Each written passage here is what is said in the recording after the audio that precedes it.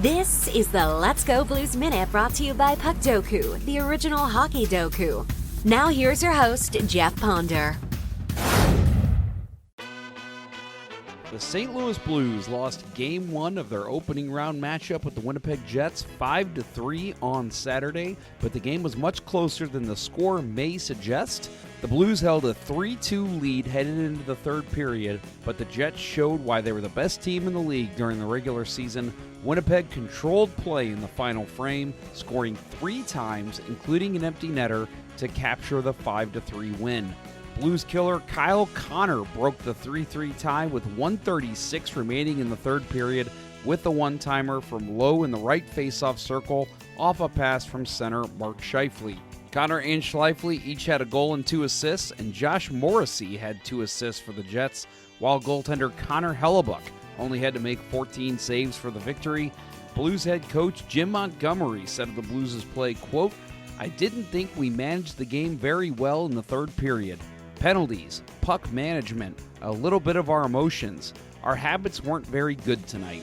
Defensively, we weren't very good tonight. We'll get better." Robert Thomas, Oscar Sundqvist, and Jordan Kyrou scored for the Blues, while Justin Falk had 2 assists and Jordan Binnington made 21 saves. Captain Braden Shen was a pinball on the rink, registering a game-high 9 hits, with 7 coming in the first period.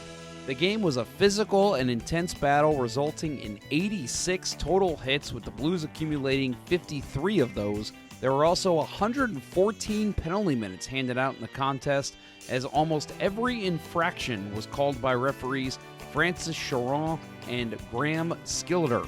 Let's go ahead and get into our stat of the day, which is brought to you by our friends over at Puckpedia.com. We're going to look at some game scores from our friends over at HockeyStatCards.com from Game 1 of the Blues and Jets.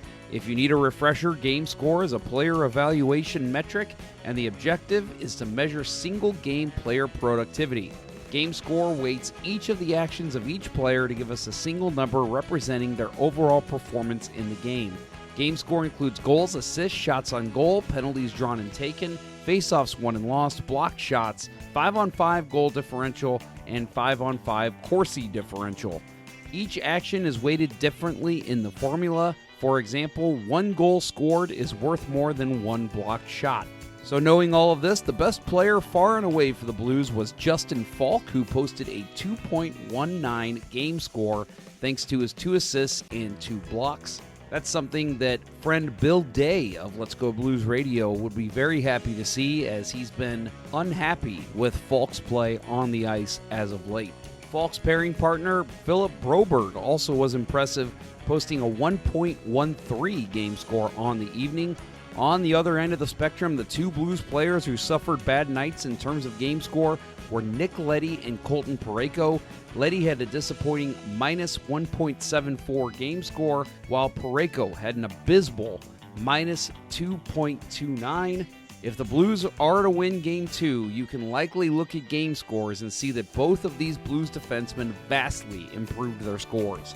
As far as the Jets go, to no one's surprise, Connor and Scheifele led the way, with Connor posting a 3.2 and Scheifele registering a 3.07 to lead all players in this game.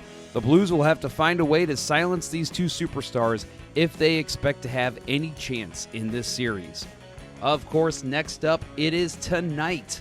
Game 2 will be in Winnipeg with a 6:30 Central Daylight Time start. Wait, Jeff, one more thing. Well, let's get into Puckdoku. Yesterday's winner was me. I finally beat Bill again. Only the second time in 16,000 weeks. My uniqueness score was 8 to Bill's 15. The best play also came from me in the under 500 games played in a career and Chicago Blackhawks square. I played Mark Bell at 0.3%. A fun fact about Bell: in the summer of 2006, he was traded to the San Jose Sharks in a 3-way deal involving Chicago and the Ottawa Senators. He was initially placed on a line with Joe Thornton and Jonathan Cheechoo in his first year, but broke a bone in his wrist in the second game of the regular season. Unfortunately for Bell, he never lived up to expectations and could not duplicate the numbers that he put up in Chicago, scoring only 11 times and accumulating 21 points in 71 games, and was often a healthy scratch in the playoffs. If he could have contributed the way he did in Chicago, imagine that top line of Thornton, Chichu, and Bell.